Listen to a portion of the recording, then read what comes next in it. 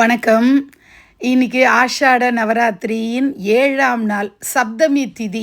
7ஆம் நாளில் என்ன பண்ணலாம் அலங்காரம் அப்படின்னு யோசித்து வாசினி பாப்பா திக்விஜயத்துக்கு கட்டின பட்டுப்புடவையை வராகி அம்பாளுக்கு கட்டி விடணும்னு ஆசைப்பட்டேன். பத்ர தீபம் ஏற்றலாம் அப்படிங்கிறதும் ஒரு ஆசையாக இருந்தது. 27 திரி போட்டு பத்ர தீபம். டெய்லியே மாதுளம்பழ முத்துக்கள் வைக்கணும் அம்பாளுக்குன்னு ஒரு ஆசை. சிரசு மட்டும் வச்சு அர்ச்சனை பண்ணலாம், பிள்ளையாருக்கும் அர்ச்சனை பண்ணலாம். வராகி அம்பாளுக்கு அந்த விளக்கை ஏற்றும் போது நான் நினச்சிக்கிட்டேன் 6 நாளாக வராகி அம்பாளோட விளக்கை ஏற்ற முடியல, பாயசம் இன்றைக்கி பண்ணி நைவேத்தியம் பண்ணலாம் அப்படின்னு சொல்லிட்டு ஒரு யோசனை. மயிலிறகு மாலை வீட்டில் இருந்தது, அதை போட்டு விட்டேன். மனசுக்குள்ளே நினச்சிக்கிட்டேன், எவ்வளோ மென்மையான மனசு அம்மா இல்லையாவ, நமக்கெல்லாம் அம்மா. என்ன கேட்டாலும் கொடுக்குறவ யாராக இருக்க முடியும்? அம்மாவாக தான் இருக்க முடியும். மற்றவங்கெல்லாம் கூட தயங்குவாங்க.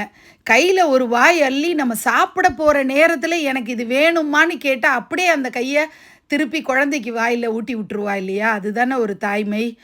அந்த தாயாக இருக்கக்கூடியவ அதே நேரத்தில் எதிரிகளுக்கெல்லாம் சிம்ம சொப்பனமாக விளங்குறாளே அப்படின்னு ஒரே நேரத்தில் ஒரு பெண்ணினுடைய மனசு அவ்வளோ இளகிய மனசாகவும் அதே நேரத்தில் எதிரிக்கெல்லாம் சிம்ம சொப்பனமாக பயங்காட்டக்கூடிய பயங்கரியாகவும் எப்படி இவளால் இருக்க முடியுது அப்படிங்கிற சிந்தனை தான் மனசில் வந்தது. இன்றைக்கி சித்தி புத்தியோடு பிள்ளையாருக்கும் அர்ச்சனை பண்ணேன். இவ குழந்தை முகம் அப்படின்னு தான் தோணும் எப்போதும். இவ அம்மா அப்படிங்கிற ஸ்தானத்தில் இருந்தாலும் ஏதோ குழந்தை மாதிரி தூக்கி கொஞ்சணும் அப்படிங்கிற எண்ணம் தான் வரும். வாசினி வேற வராகி வேற அப்படின்னு பாகுபாடெல்லாம் நம்மளால் எப்படி பார்க்க முடியும்? உண்மையான பக்தியில் இருக்கிறவங்க எல்லாரையுமே தெய்வ சுரூபமாக பார்ப்பாங்க.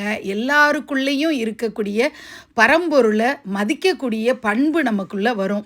அதுதான் உண்மையான ஆன்மீகம்னு எனக்கு தோணுது. எல்லாரையும் சக மனிதர்களை சக ஜீவராசிகளை எல்லாரு மேலேயும் அன்பு செலுத்தி எல்லாருக்காகவும் பிரார்த்தனை பண்ணி எல்லாரும் நல்லா இருக்கணும்னு நினைக்கிறது தானே உயர்ந்தபட்ச ஆன்மீகமாக இருக்க முடியும்.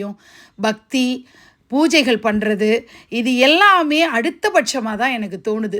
அன்பே சிவம் அப்படிங்கிறது சாதாரண வார்த்தை அல்ல, அதை நல்லா புரிஞ்சுக்கணும். நன்றி.